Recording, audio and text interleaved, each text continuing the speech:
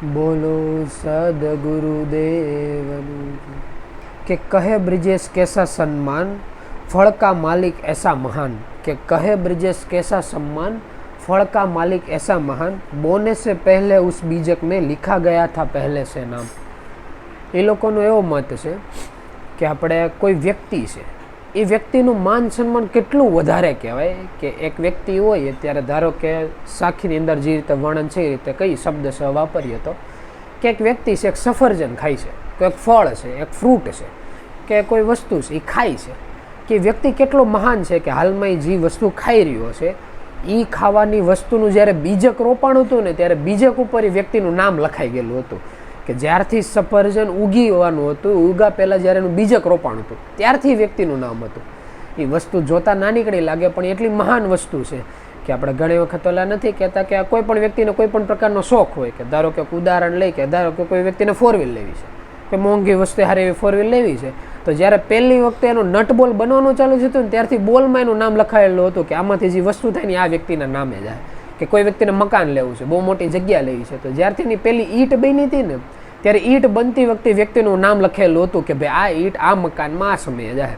કે કોઈ વ્યક્તિને ધનવાન થવું છે કે કોઈ નારી છે અને ઘરેણાનો શોખ છે તો જ્યારથી એ દાગીનો હતો, એ જે ઘરેણું હતું એ જમીનની અંદર દટાયેલું હતું ને ત્યારથી એનું નામ હતું કે જ્યારે આ જમીનની અંદરથી બહાર નીકળશે એટલી જગ્યાએથી પ્રોસેસ થઈને બહાર નીકળશે ને છેલ્લે આ વ્યક્તિના નારીના દાગીના ગળામાં કે માથાની અંદર સુશોભિત થાય.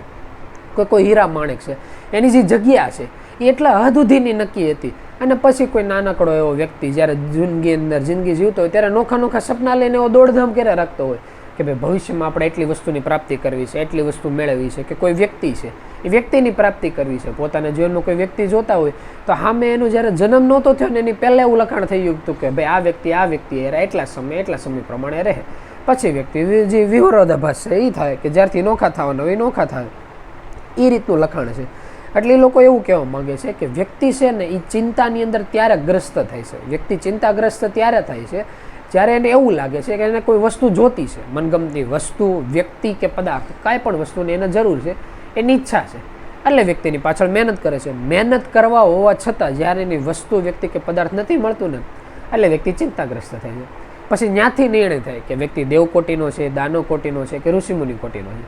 કે જો ઋષિમુનિ કોટીના જીવાત્મા હોય તો એ વ્યક્તિનું જીવન કેવું થઈ જાય કે ભાઈ વ્યક્તિએ મહેનત કરી નથી સક્સેસ થતું તો પછી ધ્યાન અંદર થઈ જાય, મનને સ્મરણની અંદર લગાડી દો અને એની જે ઈચ્છા છે ને એ સમયની હારે ઈચ્છા એનામાંથી નીકળી જાય. એટલે આપણે એમ કે એ કઈ રીતે ઈચ્છા નીકળે તો ઈચ્છા નીકળવાની વસ્તુ એ રીતની હોતી થાય. આને આ સવાલ કોઈ બીજી રીતે હોતી ને પૂછી શકીએ કે આપણે ધ્યાનમાં બેઠા હોય ત્યારે જે મનના વિચારો છે એવે રાખે છે ને ગયા રાખે છે.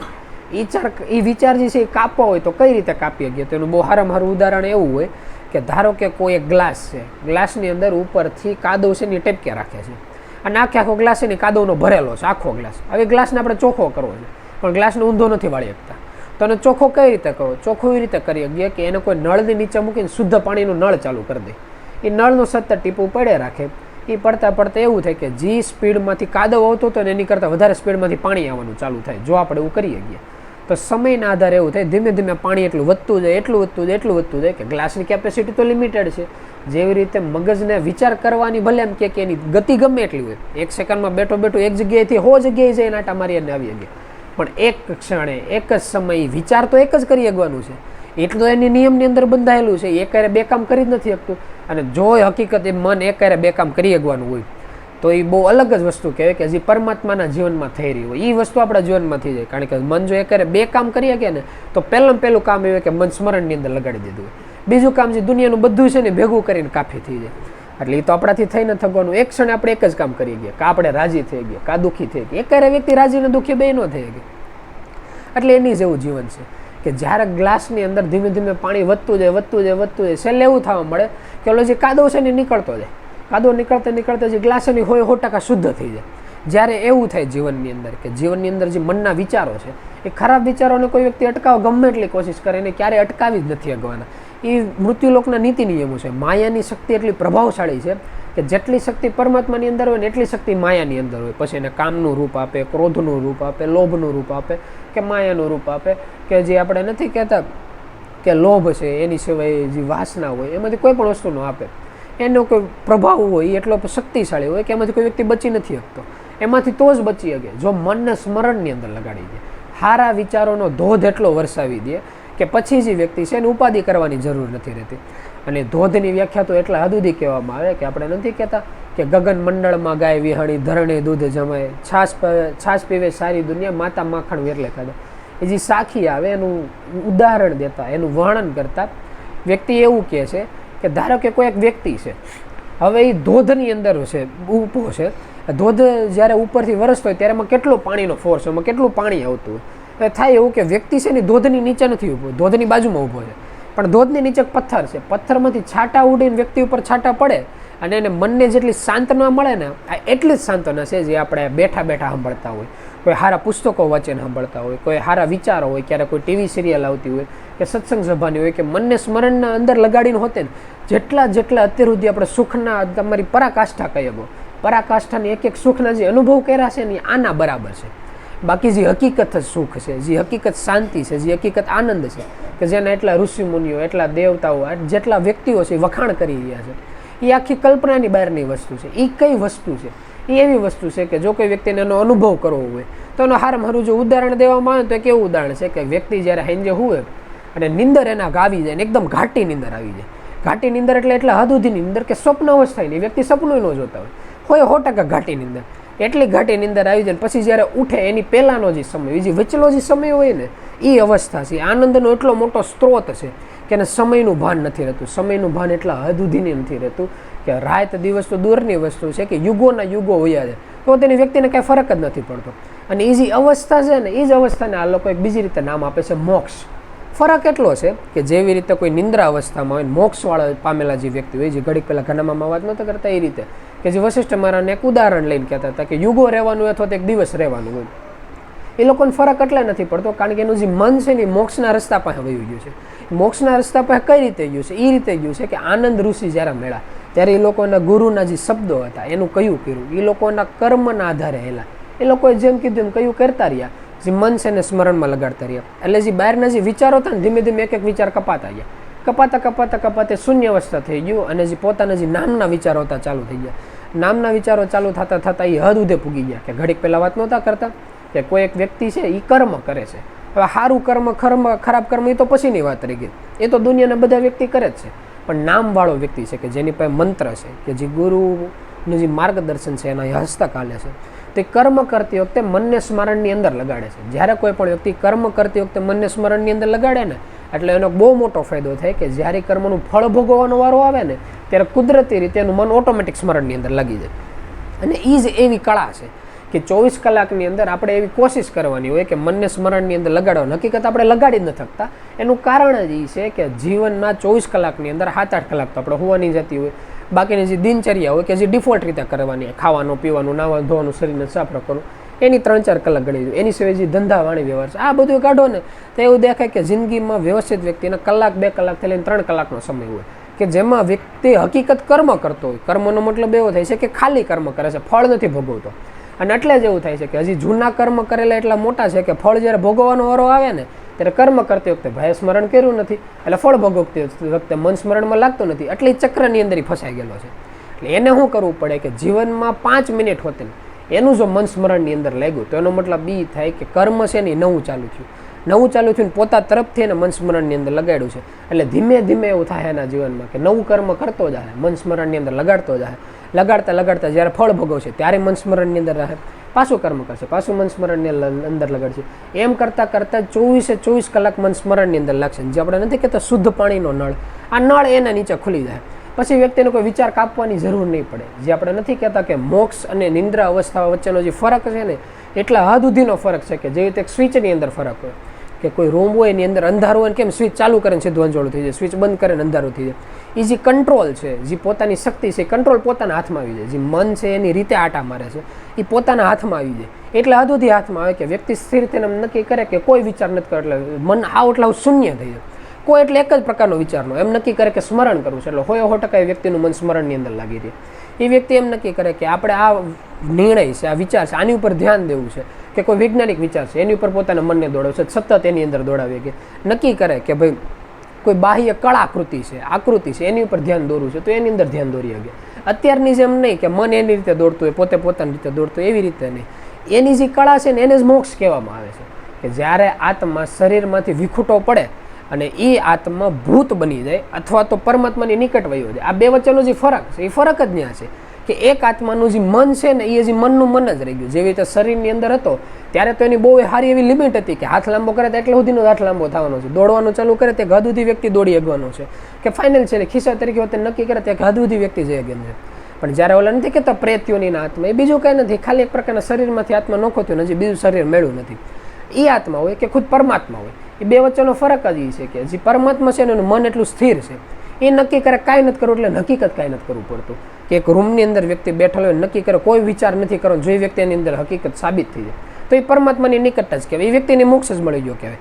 પણ જે મનને સ્થિરતા કરવાની જે કળા છે એ કોઈ વ્યક્તિના હાથની વાત નથી. એનું કારણ એ છે, એ ઓલા જેવું છે કે જેવી રીતે કોઈ ઘર હોય, ઘરની અંદર બહુ હદથી વધારે ધૂળ ચોટેલી હોય અને પછી આપણે નક્કી કરીએ કે આપણે ઘર છે ને એને સાફ કરવો છે, ઘર છે એમાંથી કચરો છે એ કાઢવું છે, તો કઈ રીતે કાઢવા માટે તો એવું થાય કે પહેલાં કચરામાંથી હાવણી ફેરવવી પડે, હાવણી ફેરવે એટલે ડમરી ઉડે, કચરો અમુક ઉડે અને ઉડે ને પછી એને સાફ કરવું પડે. એટલે શરૂઆતમાં જ્યારે વ્યક્તિ ધ્યાનસ્થાનની અંદર સ્થિર થાય ત્યારે એના મનની અંદર જે જૂના વિચારો હોય એ ખળભળાટ મચાવે, એનો એટલો મોટો ડેકારો કરે કે શરૂઆતનો ડેકારો તો એવો હોય કે એને એમ થાય કે મનમાં નોખા સવાલ આવે છે, નોખા સવાલની હેરો જ્યારે એનો જવાબ ગોતો નીકળે ત્યારે બહુ સારી સિસ્ટમ છે મૃત્યુલોકમાં, લગભગ પરમાત્મા એટલે જ બનાવેલી છે કે ગુરુની સિસ્ટમ, કે મૃત્યુલોકમાં જ્યારે ગુરુ હોય ત્યારે એની પાસે કોઈ પણ સવાલ નહીં જાય ત્યારે ઓલા લોકો એના તરફથી મનની જે સમાધાન હોય સમાધાન કરીએ અને વ્યક્તિના જે વિચારો હોય સ્થિરતા પકડાવે.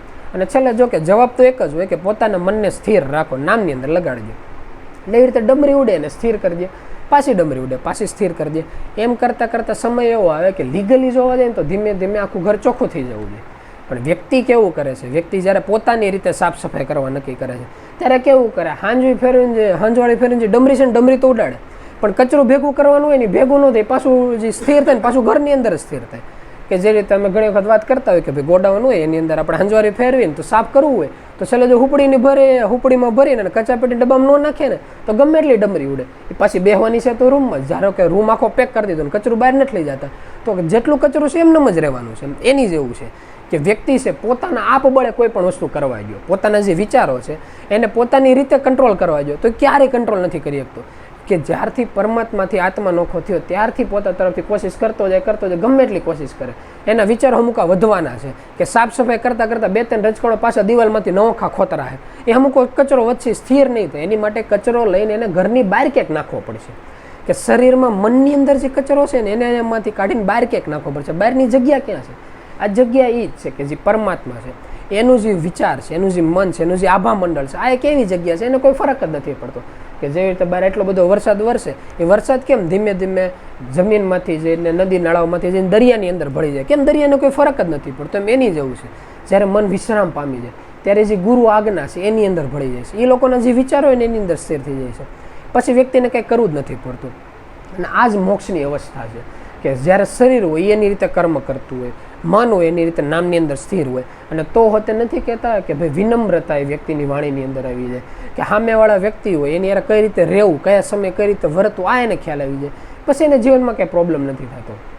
નકર ઘણી વખત એ રીતનું થાય કે એક વખત એક વ્યક્તિ હોય, વ્યક્તિ મહેનતું બહુ, પણ ક્યારેય કોઈ ગુરુ આજ્ઞા કે એવી કોઈ માહિતીમાં ભણેલો નહીં, એને એવું શીખવાડેલું સ્કૂલેથી કે ભાઈ મહેનત કરીએ એટલે આપણને જે ધાર્યાની વસ્તુ આપણને મળી જાય. કે ભાઈ સ્કૂલની અંદર મહેનત કરતો ત્યારે એમ કે ભણવામાં મહેનત કરતો એટલે ટકાવારી મળે, એટલે ભાઈ ભણવામાં મહેનત કરે સારી ટકાવારી મળે, પહેલો નંબર લાવે. થોડોક મોટો થાય એટલે એમ કે ભાઈ ધંધાની અંદર મહેનત કરે, નોકરિયાતની અંદર મહેનત કરે તો કાં તને પ્રમોશન મળે, કાં તારો ધંધો આટલો આગળ નીકળે, એનાથી ધન વસ્તુ મળી જાય, એની અંદર મહેનત કરી, એ બધી વસ્તુ પ્રાપ્ત થઈ જાય. પછીથી આગળ જાય વ્યક્તિ એમ કે વ્યવહારમાં થોડુંક ધ્યાન દે, ઘરબારમાં ધ્યાન દે તો હારા જે ઘરના હોય મળે, સંતાનો હોય થાય વ્યવસ્થિત, એને ઉછેરીને મોટા કરે, એને સમજણ દે કે જે બહારના એક શાસ્ત્ર પુરાણોની અંદર લખેલું હોય. આની સિવાય જે અમુક યોગ નિયમો હોય કે કેમ સવારમાં એટલા વાગે ઉઠવાનું, એટલા વાગે નાવાનું, ખાવાનું, પીવાનું, કસરત કરવાની, જે કાંઈ નીતિ નિયમો જેટલા ધર્મની અંદર નોખી રીતે લખાયેલા હોય એમાં પોતે જેમાં માનતો એની અંદર કર્મ કરે, અને માતા પિતા એને જે શીખવાડ્યું હોય એનું કર્મ કરે. એટલે સવારથી સાંજ સુધી જે આખી 24 કલાક હોય ને એની અંદર એવી વિચારેલી રાખે કે પોતે ફ્રી જલ્દી ન રહે, અને સવારથી સાંજ સુધીનું કર્મ કરે રાખે. એમ કરતાં ધીમે ધીમે એનું જીવન એવું થાય કે રોબોટ જેવું જીવન, કે સવારે એટલા વાગે ઉઠવાનું એટલે વ્યક્તિ ઉઠી જ જોઈએ, અલાર્મની જરૂર જ ન પડે, એટલે એટલું કામ કરવાનું, એટલું કામ કરે, હાંજ થાય, થાકી હોઈ જાય, એનું જે આખી 24 કલાક છે આખી બંધાઈ જાય. પછી વ્યક્તિ નક્કી કરે કે આમાં જિંદગીમાં કંઈ લક્ષ્ય જેવું નથી, જિંદગીમાં શું કરવું એ ખબર નથી પડતી. કોકે કીધું આમ કરવું એમ કરવા મળે. છેલ્લે કોઈ આપણને કંઈ વસ્તુ મળતી નથી. હકીકત એને ઘણું મળ્યું, સારી ટકાવારી મળી, ઘરના વ્યક્તિઓ મળ્યા, ધંધા મળ્યું, સુખ સુવિધા મળી, પણ જે આનંદની જે પ્રાપ્તિ થવી જોઈએ, મનને સ્થિરતા થવી જોઈએ, ના ન મળી. અને આની માટે ઇતિહાસમાં જો કે આપણે ઓલા જેવું છે કે છાનવું ન પડે કે બલિરાજાનું જીવન જો કે 3 લોકના માલિક.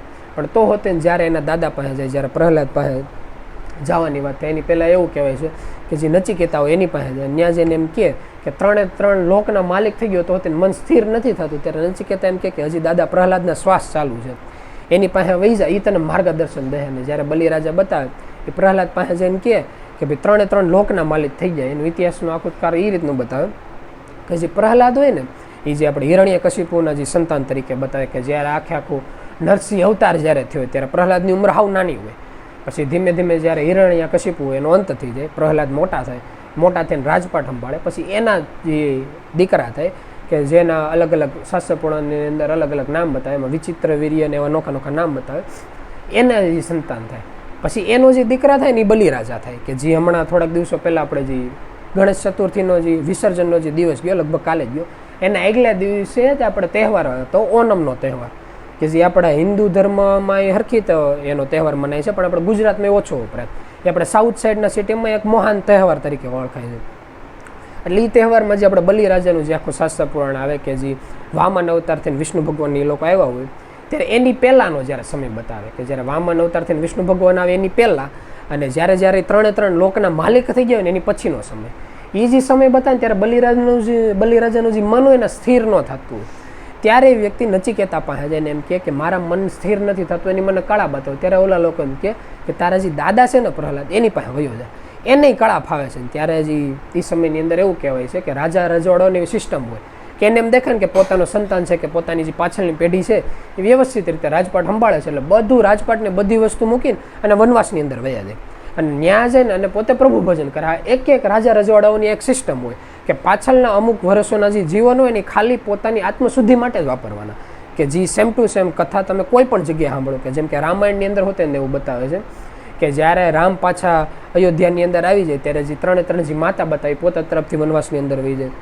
પછી આની સિવાય જે કુરુક્ષેત્રના મેદાનનું યુદ્ધ જ્યારે પતી જાય ત્યારે જે સમયની અંદર જે ધૃતરાષ્ટ્ર બતાવે, જે અંધ બતાવે, એ ને એની પત્ની જે ગાંધારી એ લોકો બતાવે, એ લોકો હોતે ને વનવાસની અંદર વયા જાય. એ એક સિસ્ટમ હતી એ સમયની અંદર. અત્યારના સમય કરતાં અલગ છે કે અત્યારે કેમ પાછળની પેઢી વ્યવહારને સંભાળ લે તો પોતે નોખું કર્મ કરતા, પણ એની જગ્યાએ જે પરમાત્માનું ભજન કરવાનું એ કરવાનું. ઓલા લોકો એટલે રાજપાટ બધું મૂકીને એટલે વયા હતા કે ઓલા લોકોનું આખું રાજ્ય વિકભિન્ન થઈ જાય, કે હસોડેનો નાશ થઈ જાય, કે આખા વિશ્વની માલિકી થઈ ને તો પોતાના મનને માહિતી જ ન હોય, એને ખબર જ ન પડે.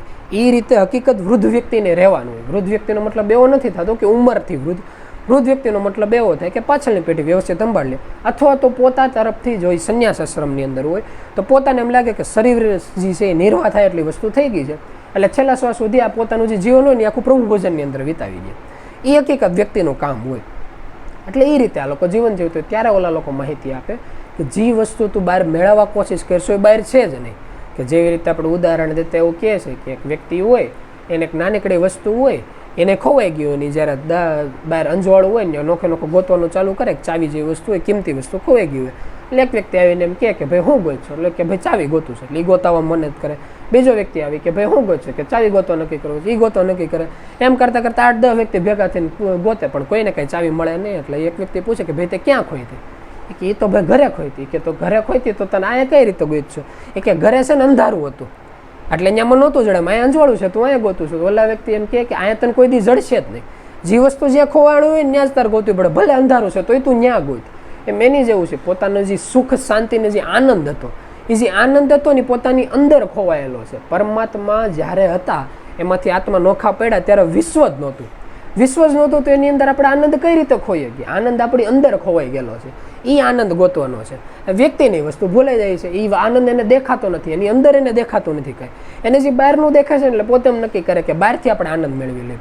એટલે ક્યારેક ધનની રૂપમાં, ક્યારેક માન સન્માનની રૂપમાં, ક્યારેક કોઈ વ્યક્તિની રૂપમાં, ક્યારેક આરોહણ કે ખોરાકની રૂપમાં, ક્યારેક સુગંધની રૂપમાં, ક્યારેક સ્પર્શની રૂપમાં, ક્યારેક કોઈ સ્વાદની રૂપમાં, આવી અલગ અલગ રીતે આનંદ ગોતવા ટ્રાય કરે છે, પણ એની આનંદ મળતો નથી. એટલે વ્યક્તિને એવું કહેવાય છે કે જે આનંદ છે એની આત્મા તત્વની અંદર છે. આત્મા તત્વની અંદર આનંદ તો જ મળી શકે જો એ વ્યક્તિ કોશિશ કરે મનને સ્મરણની અંદર લગાડવાની, ગુરુના કયામાં રહેવાનું. એટલે એ વ્યક્તિને મહેનત કરવાનું હોય કે એટલે જ આપણે જે સત્સંગની અંદર એમ કહેતા હતા કે વ્યક્તિ એમ પૂછે કે ભાઈ આટલી બધી વસ્તુ મેં મારા જીવનમાં કરી લીધી, કે જે નાનપણથી ભણવાનું ચાલુ કર્યું, ધંધાની અંદર મહેનત કર્યો, અત્યાર સુધી મને કાંઈ આનંદ મળ્યો જ નહીં, મારું મન સ્થિર નથી થતું. એટલે જે એના ગુરુ મહારાજ હોય એ ગોતે, ગુરુ મહારાજ મળે એટલે એને પ્રશ્ન પૂછે કે તું શું કરું, કઈ એવી વસ્તુ કરું કે જેનાથી મને જિંદગી જીવવામાં કંઈ મજા નથી આવતી, એમાં કંઈ હુશ નથી રહેતી. એટલે જે એના ગુરુ મહારાજ હોય ને એમ પૂછે કે તે શું કર્યું? એટલે એ કે મેં કાંઈ ન કર્યું, હું ભણ્યો ગેણો ધંધો કર્યો, ઘર બહાર રાખ્યું, ઘર બહારની અંદર બધા કર્મ કરું છું, પણ તો હતી જાણે આખું ઘર ખાલી ન હોય એવું લાગે. બાકી બહારના વ્યક્તિ જે સપના જોવે છે ને સપના તો પૂરા થઈ ગયેલા છે, ઘરની અંદર બધી સુખ સુવિધા છે, ઘર બહાર છે, બાળ બસા છે, બધું છે, પણ જાણે આખું ઘર ખાલી ન હોય એવું લાગે. કે એથી એક સ્ટેપ આગળ જતા એવું લાગે કે આખી દુનિયા ખાલી ન હોય, કે બહાર ગમે ત્યાં ને એવું લાગે જાણે હું એકલા જ આટા મારું છું, કે એની સિવાય કોઈ વ્યક્તિ જ નથી. કે જેવી રીતે અમારા કંપની અંદર ઘણી વખત હતો, મેં જ્યારે કંપની અંદર જોઈન થયા હતા ને ત્યારે એવું હતું કે પહેલાં 1.5 મહિના અમને કંપનીની અંદર રહેવા દેવા કીધું હતું. ત્યારે ઘણી વખત રાતે આપણે સવારના સમયનો નક્કી કર્યો, એટલા વાગે આપણે ઉઠી જવાનું, સવારના 4 વાગે ઉઠીને જ્યારે ધ્યાન અંદર સ્થિર થાય ને ધ્યાનમાંથી હોય ને જ્યારે કલાકની વચ્ચે બ્રેક પડે 5 મિનિટનો, ત્યારે એ સમયમાં એવું હતું કે મારે કંઈક 10માં કે 11માં માળે અમારી બિલ્ડિંગ હતી, અને એટલામાં માળે બારી ખોલીએ ને એટલે બહાર આખું દેખાય, સિટી કે જે કંપની હતી દેખાય. ત્યારે બહાર જોઈને તો એવું લાગે કે આખી દુનિયા હોઈ ગઈ છે, આપણે એક જ જાગીએ છીએ. એક એની જેવી જિંદગી છે કે બહાર નીકળે ને એવું લાગે કે આખી દુનિયામાં કોઈ વ્યક્તિ જ નથી, આપણે એકલા આટા મારીએ છીએ. એ કે તો દુનિયાની અંદર કોઈ રસ નથી. તેના જે ગુરુ મહારાજ હોય ને એને એવું કહે કે તું પહેલાં હું ગોતશો એ તું જો, એ કે તું જે બહાર દુનિયામાં ગોતવા જશો ને એ વસ્તુ બહાર દુનિયામાં છે જ નહીં. એ કે તો દુનિયામાં હું શું કરું? બહાર રખડતો બંધ થઈ જાઉં, કર્મ કરતો બંધ થઈ જાઉં, ધંધામાં ધ્યાન દેતો બંધ થઈ જાઉં, ઘર બારમાં ધ્યાન દેતો બંધ થઈ જાઉં. એ કે હું શું કરું? એ કે બધા કર્મ સી મૂકી દો. એટલે ઓલા કે કર્મ મૂકવાની જરૂર નથી. એ કે તું પહેલાં એ જાણ કે તારે જોતું છે હું, જાલગન તને એ જ ખબર નથી તારે હું જોતું છે ને તાલગન તું ફાફા મારે રાખવાનો છે. અને એક બહુ સારો વિચાર છે કે જે વ્યક્તિનું લક્ષ્ય જાલગન નક્કી નથી ને તાલગનની વ્યક્તિ ભટકી જ નથી આગવાનું. એને ખબર જ નથી કે ભાઈ આપણે અહીંથી દેહમાં જવું છે, એણે એ જ નક્કી નથી કર્યું. એણે એમ નક્કી કર્યું કે ગાડી ચાલુ કરીને લીવર દેવાનું, જે બાજુ જાવે જાય, એ વ્યક્તિ કોઈ દી ભટકી જ ન ગયો, કારણ કે એનું લક્ષ્ય જ ફિક્સ નથી. એટલે આપણે ઘણી વખત ખબર એવા શબ્દો વાપરતા કે એટલા બધા આત્માઓ છે, આત્મા ભટકી ગયા. હકીકત આત્મા ભટકા જ નથી, એ બધા આત્માને ખબર જ નથી એને ક્યાં જવું. કે જે મન છે એ વ્યક્તિનું એટલા હદ સુધી ભ્રમિત થઈ ગયેલું છે કે એનું જે લક્ષ્ય છે એને ચૂકી જાય છે. જ્યારે વ્યક્તિનું લક્ષ્ય ચૂકે છે ને ત્યારે વ્યક્તિ કોઈ ભટકી ન વાગે, એનું લક્ષ્ય જ નથી, વ્યક્તિ કઈ રીતે ભટકી ગયા. એટલે ઘણી વખત પ્રભુ શબ્દ વાપરતા એમ કહેતા કે વિશ્વની અંદર એક આત્મા અત્યાર સુધી ભટકો નથી. કદાચ એટલે કહેતા છે કારણ કે ઓલનજી જોતું હતું એ જ એને મળ્યું છે.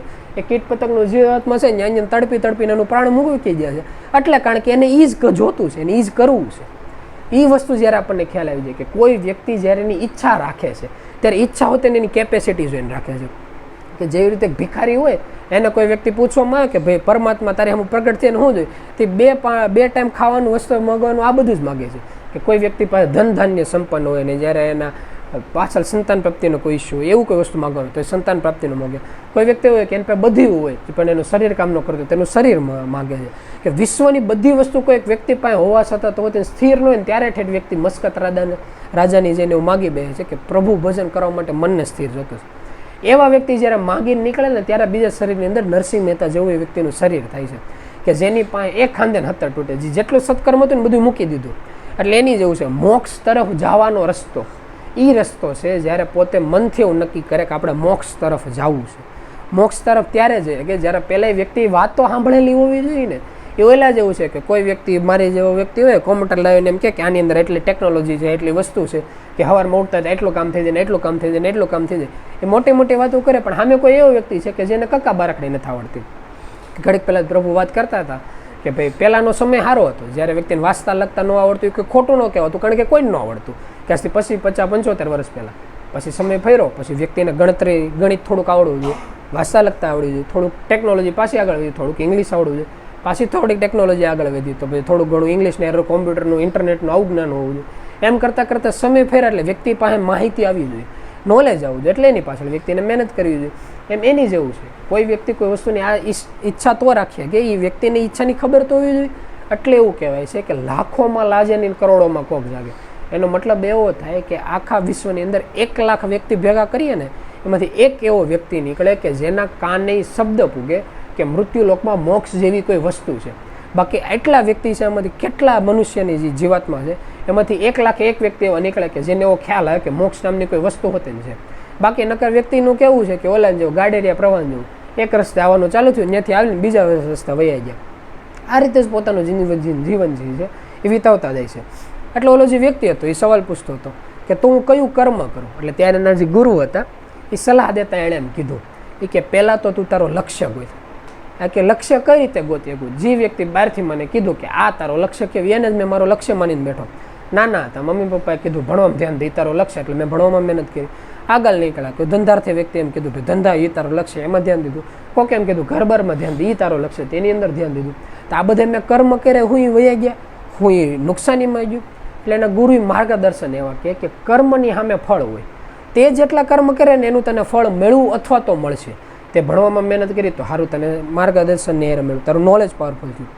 ધંધામાં મહેનત કરી ધનધાન્ય મળ્યું.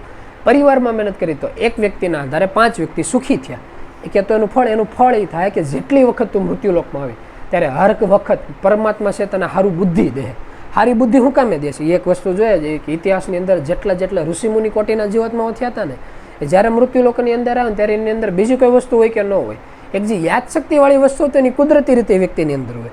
કારણ કે ઇતિહાસની અંદર એને બીજી કોઈ શક્તિ વૈપરીક ન હોય, જેની બુદ્ધિ હોય ને એનો બહુ વ્યવસ્થિત ઉપયોગ કરેલો હોય. એટલે એની જે એક છે, આ તો ખાલી એક ઉદાહરણ છે, પણ એ વ્યક્તિ હોય એટલે પ્રભુ એમ કહે છે કે એને યાદશક્તિ વ્યક્તિની અંદર હોય કે જેટલી વખત શરીર આવે એટલી વખત તારી અંદર બુદ્ધિ હારી છે. બીજું તું ધર્મની અંદર ધનધાનની અંદર આગળ નીકળો. એટલે જેટલા દાની વ્યક્તિઓ થયા ઇતિહાસની અંદર, એ જ્યારે મૃત્યુલોકમાં આવે ને જો હરખી જગ્યાએ એનું પુણ્યદાન થયેલું હોય તો એવું થાય છે કે કુદરતી રીતે વ્યક્તિની જહરેખા હારી હોય. જહરેખાનો મતલબ એવો થાય કે જે જગ્યાએ પગ મૂકે ની ધરણી સોના જેવી થઈ જાય, કે જે જગ્યાએ ધંધામાં ધ્યાન દે ને ધંધો આગળ નીકળે. એનું કારણ એ કે એક વ્યક્તિ હરખા ધંધાની અંદર હોય અને હરખા રસ્તા ઉપર હોય તો એક વ્યક્તિ હજારો વ્યક્તિઓને રોજગારી પૂરી પાડી શકે. અને જેટલા વ્યક્તિને રોજગારી પૂરી પાડે એકની પાછળ 5 વ્યક્તિ ગદરતા હોય, જે અત્યારના સમય પ્રમાણે હાલે છે. આપણા એરિયાના પ્રમાણે વાત કરીએ, બાકી ફોરેનમાં અલગ અલગ જગ્યાએ તેવું છે કે એક વ્યક્તિ પૂરતું જ કરી શકે, પણ નોર્મલી આ રીતની કથા હોય. એટલે કે તે જેટલી મહેનત કરે એટલું તારું સત્કર્મ જ ભેગું થતું ગયું છે. આ સત્કર્મ ભેગું થતા તારા મનની અંદર જે સવાલ આવ્યો ને કે આ બધું કર્યા પછી હોતે મન સ્થિર નથી થતું, આ તારું ફળ, કે એનાથી તને ખ્યાલ આવ્યો કે તારી અંદર કાંઈક ઘટે છે. પહેલા વ્યક્તિની અંદર એ ખ્યાલ હોવો જોઈએ કે એની અંદર કંઈક ઘટે છે. જો એની અંદર કંઈક ઘટશે તો એ વ્યક્તિ ગોતવા જાય. જો વ્યક્તિને એમ જ થઈ જાય કે આપણી અંદર કંઈક ઘટતું જ નથી તો એક વ્યક્તિની આગળની યાત્રા અટકી જાય. એટલે તો આપણે શાસ્ત્ર પુરાણની અંદર એવું કરશે, કહેવાય છે કે જે વ્યક્તિ પરમાત્માની અંદર નથી માનતો એ વ્યક્તિ એક સ્ટેપ પાછળ જ છે. કારણ કે જે વ્યક્તિ પરમાત્મામાં માનતો નથી, ક્યારે પરમાત્માને ગોતવા કોશિશ જ નથી કરવાનો, એણે ખાલી માની લીધું. 2 વ્યક્તિએ કીધું કે ભાઈ આમ હોય એટલે એણે માની લીધું.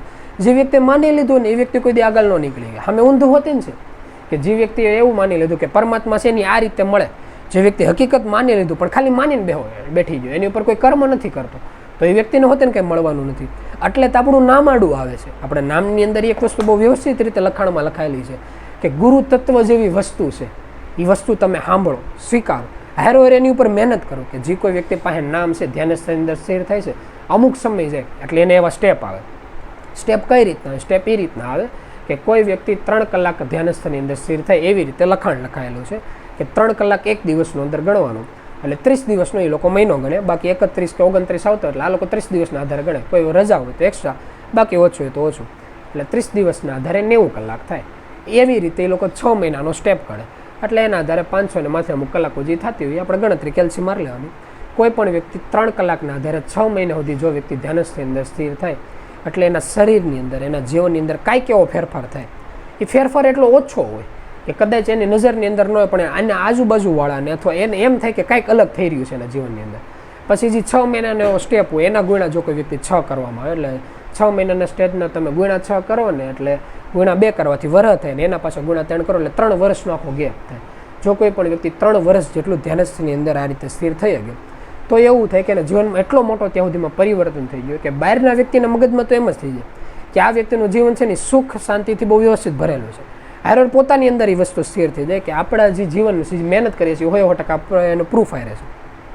એમ કરતાં દર 3 વર્ષે સ્ટેપ ફરે, એવા 3 વર્ષે. અને 12 વર્ષ જ્યારે કોઈ વ્યક્તિ પૂરું કરે ત્યારે એટલે હદ સુધી કહેવાય છે કે 3 વર્ષના સ્ટેપ એવા હોય કે ધીમે ધીમે બહારના સમાજમાં એ વ્યક્તિ પાવરફુલ થતા અને સુખ શાંતિ વધતા એવું કહેવાય છે કે જ્યારે કોઈ વ્યક્તિ 12,960 કલાક પૂરી અત્યાર સુધી બહુ ઓછા વ્યક્તિ કરી ગયા છે. બહુ ઓછા એટલે બહુ જ ઓછા વ્યક્તિ, કે આખા મૃત્યુલોકમાં કોઈ એક સમયની અંદર 1-2 વ્યક્તિ નીકળ્યા હોય તો નીકળ્યા હોય. બાકી એની પહેલાં જ એવું થાય છે કે એના આગળના શરીરોની અંદર એટલું એનું ભજન બળ કર્યું હોય કે પહેલાં આત્મતત્વનો અનુભવ થઈ ગયો હોય. એટલે એ અનુભવ થાય ને એટલે ઘણા ખરા વ્યક્તિ એમને સંતુષ્ટ થઈ જાય. પછી એની સિવાય એના જીવનમાં મોટા કોઈ ઓલા નથી કહેતા કર્મના ગોટાળા જ ન હોય, તે વ્યક્તિ ત્યાં સુધી પૂગ્યો હોય એટલે એના જીવનમાં એટલા બધા દુઃખે ન હોય તો સુખની જ જરૂર ન હોય, પ્લસ એને બહુ મોટા સુખની આશા ન હોય એટલે એની જરૂર ન. એટલે એના આધારે વ્યક્તિ મહેનત ઘટાડી દે છે. પણ જો કોઈ વ્યક્તિ ત્યાં સુધી પૂગી જાય તો તો એવું કહેવાય છે કે વ્યક્તિનો વિચાર કાફી થઈ જાય. કે જેવી રીતે આપણે નથી કહેતા કે બહુ પ્રોપર્ટી પાવરવાળો વ્યક્તિ હોય એ ચેકની અંદર સાઇન કરી દે, તો એવું કહેવાય કે એને જે વસ્તુ જોઈએ એની વસ્તુ મળી જાય. અથવા તો ઓલા નથી પિક્ચરની અંદર ડાયલોગ આવતો કે અમારું રેફરન્સ દેજો, એટલે ઓલા કહેતો ઇન્ટરવ્યૂ એ કે અમારા રેફરન્સ પછી ઇન્ટરવ્યૂ ન હોય, સીધો ઓફર લેટર આવે. એકાદા કંઈક પિક્ચરમાં મેં ડાયલોગે સાંભળ્યો તો એમ એની જેવું હોય કે ઓલા લોકો એમ કે ભાઈ તારું કામ થઈ ગયું, એટલે એ થઈ ગયેલું હોય. પછી એનો શરીરનો પ્રોબ્લેમ હોય, સાંસારિક હોય, માનસિક હોય, એની યાર કાંઈ લેવા દેવાની. ઓલા લોકોના મોઢામાંથી ખાલી શબ્દો નીકળે. ભલા સંસ્કૃતનો સમય નથી, આ જૂનો સમય નથી કે આ લોકો એમ બોલે કે તથાસ્તુ, પણ એ શબ્દ એક જ છે, એનું કર્મ એક જ કામ કરે છે. ઓલા લોકો એમ કે તારે ઉપાધિ કરવાની જરૂર નથી, થઈ જાય. એટલે વસ્તુ થઈ ગયેલી હોય. પણ એ હુકામી થાય છે, એ એટલે થાય છે કે કારણ કે આ લોકોએ સામથરી એકત્રિત કરીને એટલે અહીંયા બેઠેલા છે. એ જ વસ્તુ આપણે કરવાની છે. અને એની કરતાં હોત ને બહુ સારું કરવાનું છે. એ લોકોને તો આખા ગામની ઉપાધિ હોય, આખા ગામનું બધું માથે લઈને બેઠા હોય, એટલે કારણ કે એ લોકો એટલી ઊંચી પોસ્ટ ઉપર છે. આપણે કોઈ પોસ્ટ નથી. આપણે શાંતિથી પોતાનું જે મન છે એ રખડે છે એને સ્થિર કરવાનું છે. એક જ રીતે સ્થિર થઈ ગયું. ખાલી અત્યારે જેમ બેઠા હોય આમાં જ નામને સ્મરણમાં લગાડવાનું, એ જ નામને સ્મરણમાં લગાડવાનું. એટલે જે અત્યારનું કર્મ છે આ તો સારું થયું. એટલે એવી રીતે પોતે જ્યારે વ્યક્તિ જીવન જીવવાનું ચાલુ કરે. એટલે જો ઓલા ગુરુ મહારાજ હતા ને એને ઓલા સાધકને કીધું કે પહેલાં તો તને ખ્યાલ આવ્યો કે ભાઈ તારી અંદર કંઈક ઘટે છે, એ બહુ સારી વસ્તુ છે. બીજી વસ્તુ એ છે તને ખ્યાલ આવ્યો કંઈક ઘટે છે, તો એ શું વસ્તુ ઘટે છે ને એ હવે હું તને કહું. તારી અંદર મનને સ્થિર થવાની જે કળા છે ને કળા ઘટે છે. આ કે તો એ કળા મેળવવા માટે હું શું કરીએ એ કે કાંઈ નહીં, આ નામ છે ને નામનું સ્મરણ કરવાનું. એ કે નામના સ્મરણ કરવાથી કઈ વસ્તુ થાય? એ કે કાંઈ નહીં થાય, તારા મનની અંદર કોઈ ફરક નહીં પડે. એ કે તો શું ફરક? જીવનમાં કોઈ ફરક? એ કે જીવનમાં કાંઈ ફરક નહીં પડે, વ્યક્તિમાં માનસનમાં આમાંથી કંઈ ફરક નહીં પડે. એ કે તો હું કામે મનને સ્મરણની અંદર લગાડવાનું? એ કે ખાલી મેં કીધું ને મનના સ્મરણની અંદર લગાડવાનું એટલે તારે લગાડવાનું. ઓલા કે વાંધો નહીં. અને હકીકત એના જીવનમાં મનને સ્મરણની અંદર લગાડતો જાય. ધીમે ધીમે જે સમય જતો જાય એટલે આપણે બૌદ્ધ ધર્મની અંદર એક નાનીકડી 3 થી 4 લાઈનની અંદર એક એવી વાર્તા લખાયેલી છે કે પહેલાં હું શું કરતો, તો કે સવારમાં ઉઠતો, લાકડી કાપતો, અગ્નિ લાવતો, ખાવાનું બનાવતો, ખાઈને હોઈ જતો. એ કે જ્યારે મને આત્મતત્વનો અનુભવ થયો પછી હું શું કરું છું? પછી સવારમાં ઉઠું છું, લાકડી કાપું છું, ખાવાનું બનાવું છું, ખાઈને હોઈ જાઉં છું. કે પહેલાંનું જે જીવન હતું ને પછીનું જે જીવન છે એમાં કોઈ પણ પ્રકારનો ફરક નથી. તો ફરક ક્યાં પડ્યો? ફરક જે મનની અવસ્થા હતી, કર્મ કરતી વખતે જે મનની સ્થિરતા હતી ત્યાં ફરક હતો. એ જ ફરક એ છે કે તમે આપણે ઘરે બેઠા હોય અને ઘરે કેમ 3-4 કલાક વહી જાય ખ્યાલ ન, જ્યાં સ્થિર થઈને બેઠા હોય અને જે મનની સ્થિરતા પકડાય છે, એ જ ફરક છે. આ કોઈ શબ્દનો પ્રભાવ નથી, આ કોઈ વાતચીત નથી. આની કરતાં કોઈ સારું પિક્ચર હોય તો તેને મન વ્યક્તિ સ્થિર થઈ ગયા. આ પ્રભાવ કયો છે? આ જે ગુરુની હાજરી છે, જે તેજસ્વી આત્માઓની જે હાજરી છે, એના શ્વાસ નીકળે ને જે આપણે શ્વાસ લઈ રહ્યા છીએ એની જે હાજરી છે એ આત્મતત્વનો અનુભવ છે. અને જ્યારે આપણને વસ્તુનો ખ્યાલ આવી જાય કે શરીરથી વ્યક્તિની હાજરી જો એટલી પ્રભાવભૂત થઈ ગયા, પછી આ લોકો ઘડીક પહેલાં સત્સંગની અંદર નહોતા કહેતા કે જે ધરણી ઉપર તમે પ્રગટાની ધરણી હોતે ને એને વખાણ કરતી બતાવે છે. કે એવું કહેવાય છે કે જ્યારે ઇતિહાસની અંદર પહેલી વખતે કૃષ્ણ ભગવાન જ્યારે જમીન ઉપર હાલતા થયા, જ્યારે કૃષ્ણ ભગવાનનું શરીર જ્યારે નાનું હોય ત્યારે એવું કહેવાય છે કે યશોદા મૈયા ક્યારે એને જમીન ઉપર મૂકતા નહીં, કારણ કે નાનપણથી એટલા બધા રાક્ષસોનો એની ઉપર કોપ હતો ને કે ભાઈ એક દિવસ ન ગયો ને તો કોકનો કોક રાક્ષસ આવીને અને કૃષ્ણનો અંત કરવા આવ્યા હોય. પણ જો કે માતા તરીકે એને દુઃખ વધારે ગણતા હોય, બાકી એને ખ્યાલ ન હોય કે જે કૃષ્ણ છે એનું શરીર કેટલું છે, એનું પાવર કેટલો છે. એટલે ઓલા લોકો આનો અંત કરવા હતા, એનો અંત કરી દેતા હોય. પણ જ્યારે કૃષ્ણ ચારે પગે હાલતા ચાલુ થઈને પહેલી વખત ધરતી ઉપર પગ મૂકે ને ત્યારે ખુદ વસુંધરા દેવી પ્રગટ થાય. અને પ્રગટ થઈને એમ કે ત્યારે એવા શબ્દો એ લોકોના કહેવાય કે જ્યારે તમે મૃત્યુ લોકો ઉપર આવ્યા હતા ને ત્યારે એવું કહેવાય છે કે જ્યારે તમને પાલખીની અંદર બેહારીને લાવ્યા હતા, કે જ્યારે મથુરાની જેલમાંથી જે ગોકુળ ગામ હતું ત્યાં સુધી લઈ જતા હતા ત્યારે રસ્તાની અંદર નદી આવી હતી, યમુના નદી. યમુના નદીને તમારા પગને સ્પર્શ કરવા માટે એટલો એણે એનો વેગ વધારી દીધો હતો કે ઘડીક એમ થઈ ગયું હતું કે આજુબાજુના ગામડાનો સફાયો બોલાવી દે. તમે તમારી દયા બતાવી કે પાલખીમાંથી તમારો પગ બારો કાઢ્યો ટોપલામાંથી અને એને પગનો સ્પર્શ કરાવ્યો. એ કે હું તો આ કાંઈ નહોતી કરી શકું, કારણ કે મૃત્યુલોકના નીતિ નિયમોમાં એટલી બંધાયેલી હતી કે પાણી સેજનો વેગ વધારી શકે. અમે ધરતી એવા છીએ કે એક ઈ છું, એક પલકારો હોતે ને અમે અમારું કાંઈ ન કરી શકીએ. એ કે આની સિવાય મારી માટે દેવા માટે કાંઈ નથી. નદીનું જળ તો એટલું વ્યવસ્થિત હતું કે એ જળથી તમારો પગ હોતે ને ધોઈ જાય. અમારે તો માટીના રસ્તા કે જો તમારા પગને એડે ને તો 2 જણા પગ તમને તેડી લે, એની સિવાય નકરી માટીવાળી જગ્યા. તો અમે કઈ રીતે તમને દઈ ગયા? તમને દેવા માટે અમારી પાસે માટી સિવાય કંઈ નથી. એટલું જ્યારે એ બોલે ને ત્યારે કૃષ્ણ ભગવાન જમીનમાંથી માટી લઈને પોતાના મોઢામાં મૂકે અને એમ કે એટલું અમારી નજરમાં તમારું માન છે કે ધરણી વસુંધરા દેવી, કે મૃત્યુલોકની અંદર તમે એક જ એવી નારી છો કે જેને એક બીજક બોલે ને તેમાંથી 100 બીજક આપે છે. કે એટલું સારું કર્મ અત્યાર સુધી કોઈ નથી કર્યું. અને એટલે જ એવું કહેવાય છે કે ઇતિહાસની અંદર જ્યારે અલગ અલગ નારી ઉપર અત્યાચારો થયા ત્યારે પરમાત્મા પોતે મૃત્યુલોક ઉપર જ્યારે આવ્યા ને એમાં સૌથી વધારે વ્યક્તિ પર મૃત્યુલોક ઉપર પ્રભુ ત્યારે આવ્યા હતા જ્યારે વસુંધરા દેવી ઉપર જ્યારે પાપ થયું હતું, કે જ્યારે હિરણ્યાક્ષ બતાવે એ આખે વસુંધરા દેવીને ક્ષીરસાગરની અંદર લઈ ગયા હોય ત્યારે એ લોકો હિરણ્યાક્ષનો અવતાર લઈને આવ્યા હોય. અને ત્યારથી એવું કહેવાય છે કે ભાઈ જ્યારે વ્યક્તિનું જીવન એની જેવું થઈ જાય, ધરતી જેવું, કે ખાલી દેવાનું જ કર્મ. દેવાનું કર્મનો મતલબ એવો નથી હોતો કે ધનથી, મનથી, વિચારોથી, એનો દેવાનો મતલબ નથી થતો. એ તો કેવું છે, એક સત્કર્મ છે, સત્કર્મનું ફળ સારું કર્મ હોય. દેવાનો મતલબ એ રીતનો થાય છે કે મન સ્મરણમાં રાખીને અને શરીર જે કર્મ કરે છે ને એને કરવા દેવાનું. કે જેવી રીતે આપણે ઓલા શિષ્ય અને ગુરુની ઘડીક પહેલાં વાત કરતા, જ્યારે શિષ્ય પૂછે કે તો હું મારું કર્મ મૂકી દઉં, ત્યારે ગુરુ એમ કે કર્મ એકેય નથી મૂકવાનું, કર્મ સતત ચાલુ રાખવાનું, મનને નામના આધીન કરીને કર્મ કરવાનું. જ્યારે વ્યક્તિ આ રીતે કર્મ કરે ત્યારે હકીકત એ દેવો, દાનવો અને ઋષિ મુનિ ત્રણે ત્રણ કક્ષાથી પર વયો છે. એ કયા પરની અવસ્થા છે? એ જો કે દુનિયાની દ્રષ્ટિએ એવું કહેવાય છે કે ભાઈ એ એક ભક્ત કોટીની જીવાતમાં. પણ ઘડીક પહેલાં પ્રભુ જ્યારે સત્સંગ સભા ચાલુ નહોતી થઈ ત્યારે એની પહેલાં વાત કરતા હતા કે એક વખત બાપા અને આતા એ સમયની અંદર વાતો કરતા હતા. બાપા વાત કરતાં કરતાં એમ કહેતા હતા કે જે ભક્ત છે ને એનું ક્યારેક ક્યારેક એટલું ઊંચી આપણને પોસ્ટ દેખાય કે ભગવાન કરતાં હોત એને ઊંચી સ્ટેપ. કે મૃત્યુ લોકની અંદર જો કોઈ વ્યક્તિ સાબિત કરી શકે કે ભાઈ પૃથ્વી લોક ઉપર હકીકત પરમાત્મા જેવી વસ્તુ છે, તો એ ભક્ત છે ને આ જ કોટીના વ્યક્તિ સાબિત કરી શકે. કે જે વ્યક્તિ ફોરેન જઈને આવ્યા છે એમ કહે કે ભાઈ ફોરેન નામની કોઈ વસ્તુ છે. જે પરલોકમાં જૈન મૃત્યુલોકમાં આવ્યા છે ને કેટલી વખત જઈને આવી ગયેલા છે, એ વ્યક્તિ એમ કહે કે ભાઈ હકીકત પરલોક જેવી કોઈ વસ્તુ છે, પરમાત્મા જેવી કોઈ વસ્તુ છે, એ એની જેવું છે. અને એટલે જ્યારે મૃત્યુલોકમાં કોઈ ભક્ત ઉપર અત્યાચાર કરવાનો સમય એવો, ત્યારે જે વિષ્ણુ ભગવાન છે કે જે કોઈ શક્તિ બતાવે કે જે બ્રહ્મા છે, શિવ છે, જે કોઈ ગુરુ તત્વ છે, ગુરુ તત્વ હર વખત પોતાની જે શક્તિ છે એ મૂકીને અહીંયા એવું છે ને એની સુરક્ષા કરવા. અને એકની જ સુરક્ષા પહેલેથી અત્યાર સુધી કરે છે, કરતું એવું છે ને કરતું રહેવાનું છે. એ કઈ શક્તિની પોસ્ટની સુરક્ષા કરે છે. જે ભક્તની જે પોસ્ટ છે ને આ પોસ્ટને આપણે પામવાનું છે. અને ભક્તની પોસ્ટને એક જ રીતે પામીએ કે એ ઓલી રીતે થાય કે જેવી રીતે બસ જતી હોય, બસની અંદર જે ડ્રાઈવર જ્યારે બેઠો હોય ને ત્યારે એને બધી વસ્તુ જોવી પડે. આખું બંધ કરીને હોય ન વાગે, એને સતત ધ્યાન રાખવું પડે. આગળ બસ જાય છે, વાહે જાય છે, રસ્તો પૂરો થઈ ગયો ચાલુ, એને સતત 24 કલાક એનું સ્ટેરિંગ એના હાથમાં રાખવું પડે. પણ જેને પાછળ મસ્ત સોફાની અંદર હુવાનો સમય આવી ગયો એ વ્યક્તિને કાંઈ નથી કરવું પડતું. એમ જ્યારે ભક્તનું જીવન છે ને આ રીતનું છે, એ સોફાની અંદર હુવાને જેવું સમય છે કે જ્યારે સ્ટેરિંગ કોઈ બીજાના હાથમાં છે, જ્યારે સ્ટેરિંગ છે જે મન છે એને સ્મરણની અંદર લગાડી દેવાનું અને શરીરની એની અંદર કર્મ કરી દેવાનું. અને આમાં ત્યક્તાર કેવું હોતે ના હોય તો પછી બસની અંદર હું તે એની જગ્યાએ કામ કરો ને ઘરે હોય ને તો વાંધો શું છે, પણ એ બે વચ્ચેનો ફરક છે. એટલો મોટો ફરક છે કે જે વ્યક્તિ ઘરે સતત હુતેલો છે ને એ ક્યારે અહીંથી દેહમાં ન જઈ શકે. બસની અંદર હુતેલો વ્યક્તિ હોય ને અહીંથી દેહમાં જાય કે દેહમાંથી અહીંયા આવી ગયેલો. કોઈ વ્યક્તિ એમ પૂછે કે એનાથી શું ફરક પડે? એનાથી ફરક એ પડે કે જ્યારે પહેલી વખતે કોઈ વ્યક્તિ એમ નક્કી કર્યો કે અહીંથી આપણે દેહમાં જવું છે અને એમ કે ભાઈ મને નહીં જડે, ત્યારે આ લોકો એમ કે કામ કરીને બસમાં બેસી જા. બસની અંદર બેસીને તું અહીંયા છેલ્લે પૂગી જાય ત્યારે ડ્રાઈવર તને કે ભાઈ ઉતરી જા. આ કે નહીં પણ રસ્તામાં હોટલ આવી તો ડ્રાઈવર તો એમ કે ભાઈ કોઈ બાકી 2-3 વખત કે ડ્રાઈવર તો હાકી જાય. એની બદલે જો તમે બસમાં અમારી ભેગા હોય તો એવું થાય કે તમે હાથ પકડીને અમને પાછા બસમાં બેહાર દેવો. એ જે અવસ્થા છે ને એ ગુરુ પદ છે. એવા વ્યક્તિ આપણી ભેગા છે જે કેટલી વખત અહીંથી ત્યાંથી અહીંયા આવે જ રાખ્યા છે ને આવે જ રાખવાના છે. અને એટલા જ આવ્યા રાખે છે કે બે કોઈ વ્યક્તિને એક જગ્યાએથી બીજા કાંઠે પુગાડવાનું અને બીજા વ્યક્તિની વાતોનો અનુભવ કરાવવાનો કે ભાઈ તમે મૃત્યુલોકની અંદર ખાલી ફરવા માટે આવ્યા છો.